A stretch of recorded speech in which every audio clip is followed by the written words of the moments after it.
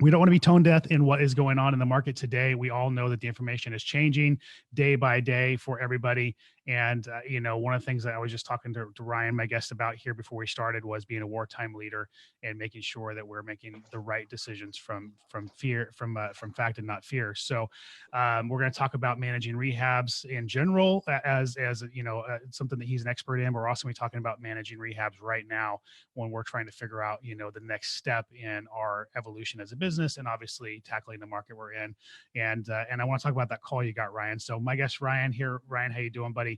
I'm good, man. How are you? You got a call. Let's talk about that, because we're in the midst of COVID-19 as this whole thing is unwinding. And you are in Chicago and you got a call. Let's talk about that call. Ooh, so as God is my witness, I received a call probably less than 10 minutes ago from a doctor friend of mine who owns one of the largest hospitals groups here in Chicago, and he works throughout a lot of the larger hospital buildings and programs, right? And he just called me 10 minutes ago, and he said, "Hey, man, I need you to do something." I'm like, "Okay." And he's like, "I need you to call HR." I said, "HR for what?" And he said, "HR at the hospital. We need you to come back in." Now, for those of you who don't know, which is a lot in this industry, is before I got into real estate investing and house flipping, I was in the ER. I used to work in the ER, and we used to work on, the ICU, the trauma. We used to work on overdoses, anything and everything that would come through that ER. We had to treat, we had to stabilize, and we had to save lives, right? So on our phone yesterday, our whole state got a big alert about healthcare workers coming back in. And I remember thinking, I could do it if I really wanted to, but we'll see what happens, right? And then boom, 24 hours later, Dr. Ajay Madani gives me a call and says, "Would you consider coming back in?" And, I asked him immediately. I said, well, what are the numbers? That meaning he knows what we know what that means from the medical world. It all comes back. It's so weird how it all instinctively came back.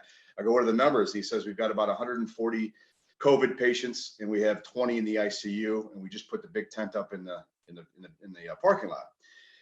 And I said, "You guys are going to get decimated over the next 2 weeks," as a joke, because he didn't have a good relationship. And he's like, "Yeah, that's why we're calling." And I said, "Oh my God." and then I was hit with a flood of emotions, which I still have. I have a knot in my throat, actually. I have a lot of serious anxiety now because this is real. I can feel the blood flushing in my head, actually. The more I think about it, this is real. Because I'm going back into, we talk about being a wartime leader, right? That's what this is. And it's kind of scary, to be honest with you. I'm nervous right now because I'm envisioning in the next probably 48 hours, I'm putting on a gown again, and I'm gloving up again, and I'm, showering before, during, and after again.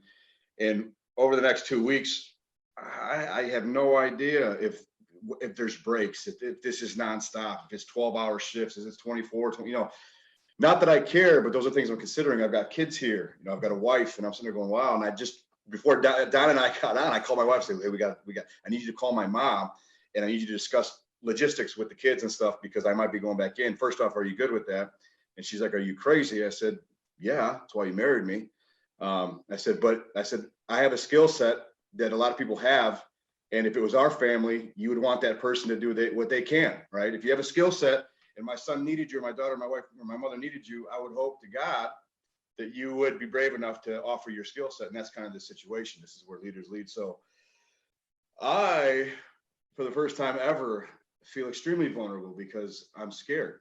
And it has nothing to do with rehabbing, has zero to do with real estate investing. This has everything to do with humanity. So yeah, man, I couldn't have timed this call at any worse time than to go on a podcast before this. Well, I think it's actually one of the best times, because I think it brings it all home, right? Because there are people who are taking it seriously, and there are people who aren't. There are people who are fearful, and there are people who think it's a big joke. And I think it's just, finding balance right now in the information that we're getting, and understanding that there is a new reality here, regardless of what we want to believe. I was on a conversation yesterday where I was talking about, when somebody close to you passes away suddenly, we have this it's not real. And we go into this fog, right? For those of you who've experienced it, we go into this fog of it's not real. And, and we have dreams and we disconnect from reality. And I think a lot of us are going through that right now. Like, because I was driving to the office the other day, and normally at that time I'm driving to, my office is empty, by the way. I'm being responsible, people. But I just can't work at home. So I was driving to the office, and normally during that time I'm driving to the office, there's traffic for Fresno, there's traffic. And there was like nothing. There was off in the distance, there was like two cars, and it was just the eeriest feeling. Um, and it really, that gave me a sense of vulnerability at that moment, of just kind of the reality of what's happening. Society's coming to a screeching halt. Mhm. And I think for a while, the last couple of weeks I've been in that kind of fog of, it's not real, Mhm. this isn't real. So I think just what happened to you hit home. And I don't want to stay on this subject. I want to go on to your expertise, but the question I want to ask you is, they said 140 patients and 20 in the ICU. Does that seem like a lot for an illness that's hitting your city? Normally, is that a lot, or is that kind of the norm, or is that just, what do you think? Like, how does that lead them to believe that it's going to get worse? Well, great question. I'm thinking back to my medical days. So he's a hospitalist, which means he treats inpatients. So the Right. patients have already gone through the ER and they're admitted, right? So he's working on the floors now. Now the ER is a different fishbowl. It's a different breed of doctor and techs and paramedics and nurses. We're all different. You have to be in that bubble. When you go to the floors, it's usually quiet, relaxed, different kind of doctor, different kind of nurse, that kind of thing. He's saying that they're packed and there's more coming, that they've got the tent up and there's more coming, um, which just tells me it's go time. I mean, that's Right. it. It's go time.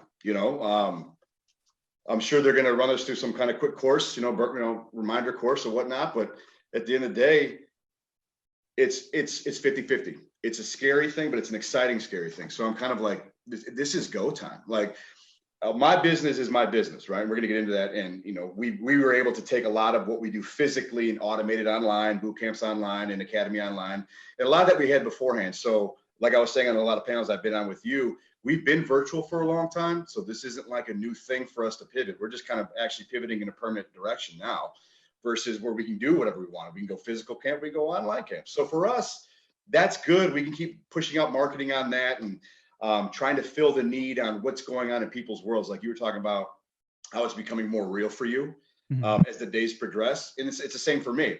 I don't watch the news all day long. I can't. I've got a TV in our office so I can watch when the governor speaks, when my mayor speaks, and when the president speaks. It's the only three people I want to hear from in general, because our leaders should know what to do, or at least have a plan. That's all I want to hear, not the fluff in between. The fluff in between, in my opinion, will destroy everybody watching the fluff in between.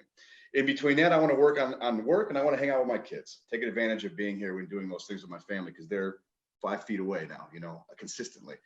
But it's go time, man. It's go time. And the more I think about it, I mean, I'm just thinking about, we have a skill set that's absolutely necessary. And I have that skill set, and it'll come back. It'll come back probably hour one. It'll come back. I might not be able to find a vein maybe the first hour, but I'm sure I'll get it in the third attempt, right? Right. So Right. those are the things that are going to come back as you need to do what you need to do. But I'm ready, man, because this is exactly what it's all about. When the chips are down, this is when millionaires are made, man. This is when new Right. business ideas come into play. This is when ingenuity and creativity comes into play. Like, I can't make money and my business is suffering here, but I also know how to do this. And let me see if I can explore that. And you look at the industry need. What do people need besides emotional love, besides mental and emotional, hugs, if you will? Is reassurance, a plan, leadership. And some may see it, some may don't. My point is, people can believe in whatever politics they want. That's not what I'm here for, neither are you. But some people see leadership, some people don't. That's your business. But look Mhm. for leadership then. Create your leadership. Be the leader. Be the leader. Right? Yeah. Mhm. When this opportunity came up and Dr. Madani said, hey, we need you to come back, I shit my pants for 2 seconds. I went, whoa, that's different. And then I said, I'm in. Let me talk to my wife. Right? Right. So I'm ready. With the business that we're doing, we're pivoting in the right direction. And like I've said to you before, and on a lot of panels, it's about leveraging your relationships now, right? Right. We're all in this together. And I was telling you off camera that I created a personal video for certain coaches, influencers across the industry, and I've been sending it to them personally just to inspire them, coach to coach, leader to leader, peer to peer, saying, we're in this, man. If you ever feel down, call me. We can talk about anything you'd like to talk about: dinner, food, kids, whatever. It doesn't have to be about business all the time. It could just be about being human. What's going on in your life, right? Because if I can help Don, right, or I can help anybody, I'm not going to name drop, but I can help anybody that I know as a leader and they're kind of scared. If I could help them behind the scenes, they can come back to the forefront and show their students and their clients and their network and their market that they are still a market leader for a reason. And it doesn't matter how good or great any of us are, right? This is where leaders come up to another leader and say, I got your back, man. Don, I got your back. What can we do together? How can I help you? If you need me, you call me, you text me, I'll figure it out. Yeah, that's good stuff for sure. I think right now being unified more than ever is definitely important. So again, I have one more question before we go into the nuts and bolts of what we're here for. Your team, I'm assuming you have a team of people that you work with. How are you communicating to your team? Because I think a lot of people right now that have, that are newer investors or newer leaders are probably struggling with what to say to their team. So what are some of the, how are you communicating with them? What are you telling them? What are you not telling them? What do you feel like you should tell them as a leader? I tell them everything now. In the beginning, I had to figure it out. So 4 weeks ago, I said, ooh, this might be a problem. A month ago, I said, I don't know where this is going to go. Now it's everything. So being in the industry that we're in, which is really true project management, right? Mm-hmm. We live and die on the communication and the correspondence. So that's kind of embedded in our DNA, if that makes sense. And that's something that we teach consistently is you have to communicate. Like, I have to know what you're doing on the field and you have to know what I'm doing in the office and we got to talk. And that's where it goes back to this whole virtual CRM systems and all these different type of platforms that investors use. Those are exactly the backbone and the spinal cord of you guys moving forward. But what comes out of your mouth also matters because you have to continue giving leadership saying, listen, you know what, we're not going to be doing rehabs on the south side right now. We're not going to do that because they need more money. They need more, they're Cape Cod at 107 years old. They need way too much money. Let's skip that for now. Let's go back to the north side where the homes are a little newer, right? They need less. And you start using your skill set and your common sense and your experience, right? We have basements in our world, right? And we did a lot of flips in Florida that do not have basements. So in our world, I'm like, right now it's spring season, it's rainy season. The weather's going to get nicer. It's going to continue to rain, which means basements are going to flood. Nobody's putting money into drain tiles. Nobody's putting money into foundations right now because you can't afford to do that right now. So don't buy that rehab. Right. So to my point to your question is, knowing how to lead simply comes from experience on knowing what to do. Does that make sense? It does. When like for us, like I know how to rehab, so I can dance around things. I guess I can maneuver around things that really are not going to benefit the rehab. We're just not doing that part. If that makes sense. Mm-hmm. It does. It does a lot. So let's get into a couple of questions about rehabbing with that, that segue into it. So what's, like right now, a lot of people are probably struggling with whether or not they should be even taking on new rehabs and stuff like that. What's your opinion? I know that we don't know what the market's going to do. I think there's a lot of questions about that. Like, would you be taking on a brand new rehab and closing on it today with the uncertainty in the market? Yes, if I knew how to rehab. No, if I'm not that good at it. And what do I mean by that? If I have found my niche, my pocket, that, when I take down these deals, my ARV is usually similar. It's always in the same range. The type of property I buy is usually the same type of property. It's usually in the same area, right? You start learning, you're creating a learned process for yourself where you're creating comfortability and confidence. When you have confidence, you can take on anything. That's the deal. So if you're setting yourself up that way by buying consistently, rehabbing the same types of budgets, putting in the same type of rehab, putting in the same type of money, then yes, by all means, continue rehabbing. You're obviously pretty good at it or good enough to get through it. But this is why I said to you on different panels before, I said, if you weren't good at rehabbing yesterday, you're not going to be good at it today. Don't buy anything in terms of a rehab, right? Stay away from that then, because you're just going to bury yourself for an unknown amount of time. Yeah. And I think that, and I hate to say it this way because, I don't want to put a negative light on real estate investing in any way, shape or form, but if you are brand new to rehabbing, you're right. This is probably not the time to take on a project, especially a big project. We don't know what the supply chain is going to do in the next few months. We don't know what counties and municipalities are going to deem as necessary or unnecessary, when it comes to whether or not you're going to be allowed to work or have crews working on your construction. Right now in California, construction is considered necessary. We don't know what municipalities are going to do with permitting offices. Mm-hmm. We don't know what municipalities are going to do with inspections. So I think there's a lot of questions there that are going to cause somebody who's brand new to stumble if some of these things end up, going into left field or whatever. So what do you think the most important thing for somebody that's in a rehab right now that's currently got a project going? What would you say? And I'm sure we'll agree on this. What would you say the most important thing for them to be doing right now is?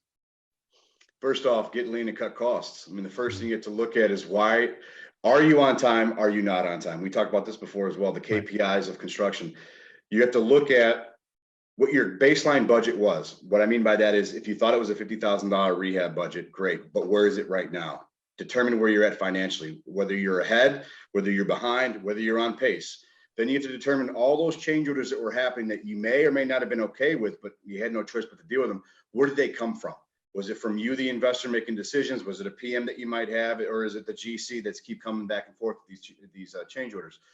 Then I would look at that. The third thing I would do is make sure that you've approved all these change orders and you agree to the numbers, because in redevelopment, whenever there's a change order, there's a 99% chance that it's going to lead to a schedule change.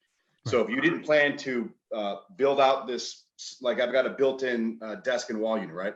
If I decided at the last minute that I want to build this out, well, there's going to be a time, besides a price consequence, there's going to be a time consequence to build this out that wasn't originally planned for in the scope of work or original budget. Once you determined all of that financially and time frame wise, that's when you talk to your GC and you have to make a decision. Is this the individual that's going to get it finished? Because what you need to do together is you're going to change that contract. You have no choice. If all the investors right now listening who are doing emergency rehabbing, and that's what it's called, you have to get lean on your scope of work. There might be things you just can't do right now. And start going through your scope of work literally and going, you know what, I wanted that. We're not even going to worry about that. I'm not going to worry about landscaping until it's summertime. I'm not going to, there are little things legit you can skip right now in your scope of work. You know it and I know it. I would start going that route. If you're well capitalized right now, go buy all your materials in advance and store them. Get them, pick them up, because there will be material delays as this continues, right? We have another 30 days to look at it. All right, we have another 30 days to look at it. So you must be predictive and proactive in your rehabs. And that's all I've ever preached as an investor is you indirectly chose to be a project manager, whether you like it or not. And now this is where you being a manager comes into play. How you look at the numbers, how you manage people, how you manage your own stress. And this is why this is wartime leaders, right? This is where you need to be a general under duress, because you're under duress. Almost everybody is. So you need to make sound decisions, and it's all structured for you. Money, schedules, all the issues you've got going on, open dialogue with your contractor, start taking away things from your scope of work, minimize your budget. And if there's anything you can buy now, buy it. You can work out your contract with that contractor later, as long as you continue to have an open dialogue. Trust me, they want to work. They want to continue working with you, but they want to know that they can trust you, because technically you hired them. They didn't hire you, right? So you're their leader, whether you like that or not. So they're going to be looking to you to see what you're doing, right? In this case, this is where you can walk that fine line of you take a W-9 and you treat them like a W-2. Right. I think, yeah, definitely. I've always been a time guy. Like when it comes to rehabs, I talk about it a lot that I want to use that money 3 times in a year. I want to have an average turn time of 100 days for every project. Obviously, our goal is to be less, and that's from the time we buy it to the time we get our check. And we want to do three rehabs with that same money every year to maximize our ROI, our annualized ROI on that money. Sure. And so time has always been important to my business, but now time more than anything is important, because again, we don't know what the end result is going to be. A lot of markets right now are still doing okay when it comes to getting properties on the market and getting them into contract. But that, again, over the next month or so could change. And you don't want to be lingering in a project for the next several weeks that you could have had done tomorrow. And well, let's go back and forth on that, because I think it's a great point. Yeah. So we do have that issue of uncertainty. Got it. We don't have a time frame. Understood. We all can agree to that, right? But what would hold you back from trying to put something under contract that shows profitability, at least from a numerical formulated paper standpoint? Because we all know in real estate investing that it always looks good on paper until you go into construction. We know that. And if you're newer and you're not familiar with that, that will be a cold hard reality that you're going to have to get used to. That's why predictive, proactive managing is the way to go. But what happens here, if it's juicy enough or you go deep enough into the deal, why wouldn't you try to close on it, right? Because let's say, and I'm not saying he will, but let's say the president says, okay, 30 days, we got our hands on it a little bit more, and we're going to start releasing certain markets, meaning certain quarantines are going to be absolved or whatever. And I'm sure that's probably how they're going to do it. What if your market's one of the ones that aren't hit as bad and you're now free to do work? I think you're going to take that opportunity and look back and go, damn, there was 3 good deals I let pass and now I can't get back. Right. So I've always been the advocate as an entrepreneur is that you're an entrepreneur first, right? You and I, Don, are entrepreneurs. We have to think about business, right? And in doing so, you have to look at how to make money, right? And when you're looking at the money and you're looking at the cash flow, and I'm not talking about cash flow properties, I'm looking about cash flow in your company. You have to keep that moving or nobody's paying bills, right? So in my opinion is if there's a deal deep enough for you newer investors or even the mid-level investors, why not go after it? Because right now they're giving us basically month by month. Okay, you could always back out of the deal if you put a deal under. It's April 1st, right? The average what 30 days to close. Right. I think by the last week in April you'll know if you're going to close on it or not. You back out of the deal, but at least you're planning, and it keeps your mind healthy. More importantly, I think mental health in this part of being entrepreneurship is going to be huge, because as long as you feel like you continue working and you're working to a goal, right? And you're working to that objective, like I got to close this house, you're still functioning like you were in January, like you were in February. I want that deal. I want that deal. I need this and blah, blah, blah. You're lining up your title companies and attorneys and all these things. Operate at full capacity still, and you still feel like you're in the game working every single day, and you're doing real constructive operational work, which is great for the mind. It's not good that everybody's got all this time to sit around and do much. Unless you're absolutely spending time with your family, there should be no reason for you to be having a siesta here, right? We shouldn't be taking a vacation. This is not the time to be taking a vacation. This is the time to go all in and keep working hard. Your anxiety will be there if you let it, right? You can shelve it right now and get back in and say, I'm going to start looking at deals, because who knows? Maybe in 45 days I could close. Maybe you could push the closing back. You never know. Right. Keep moving. Yeah. I don't think anybody that you and I have talked to or run in the circles with disagrees, with that point of it's still time to be doing business. I think it's just a matter of being smarter about doing business and making sure it's not the time to be doing 80 cents on the dollar purchases. It's the time to get a lot more aggressive with your purchases. And when we say, is it a deal? Is it truly a deal? Is it deep? I mean, can you go deep? Yeah. And that's my opinion. And for construction, it's the same thing. I mean, the contractors now, the longer these quarantines go on, the more they're going to ask contractors to come off the field, and rightfully so. But as long as, like in our state, we're, contractors and real estate, it's essential business, right? Whatever they deem essential, but everybody's still working. My wife's in real estate, she's still working, right? So that's take advantage of that then. As long as your state or city operates in that capacity, keep working. I mean, unless you're truly scared, then you know what? Here's how I look at this, and I'm a very honest, and Don knows this. And I told Don, I'm going to keep it nice and clean today, nice and clean. If you're absolutely terrified right now, and you're nervous and you don't want to make a move, you don't belong in this business. Period. End of story. And in fact, you might not belong in business in general. You might need a job security 9-to-5 kind of person, and that's okay. Maybe you took a shot. Maybe you said, let me try this thing. Not for me. That's great. But be honest with yourself, because this is not the time to be sitting here going, poor me. You got to make things happen. You're in control of that pendulum. You got to move the ticker. So you can't sit home and do that. And that's one of the biggest things I'm seeing now is people are hot and heavy, ready to rock. And also now the tones, they're pulling back. And, if you're confident in your abilities, go for the deal. Yeah, I can agree with that. I do feel like, people need to be a little extra cautious. By all means, I think we're saying the same thing there. So the pricing, what's your, and this is a crystal ball thing, but, pricing with contractors was starting to get, aggressive. We've worked with some of the same contractors since 2012. So we've always had really, really good pricing with the contractors we worked with.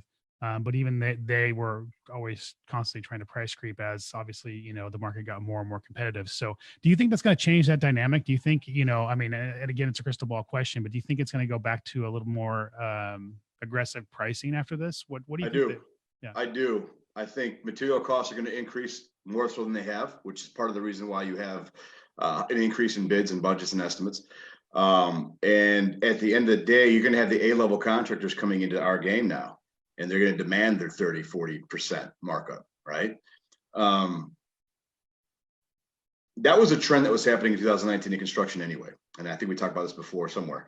But one of the trends was material prices going up and bidding wars going up. But at the same time, here's something that's interesting. An A-level contractor like ourselves, right? If I don't like a number, I could just walk away. I don't need your job. Right. Which might make it harder for you when you're like, damn, I thought we had a deal here. I don't need this job. I've got 13 more lined up. right? Whereas the C-level guys, like, I need you, I need Don and Don's friends, which is okay too, just the way business works. So there will be an increase, and don't be surprised if a lot of contracts get walked away from. And that's why your diligence as an investor, you need to know what relationship you're getting into early on when you're discussing these things with contractors, as to how are they sitting financially? What kind of workload do they currently have? What do they foresee happening in their arena? Do they even have enough subs anymore? Because remember this, if the world's getting as sick as they're saying it is, then you have to think that at some point contractors and subs are going to get sick as well from being exposed.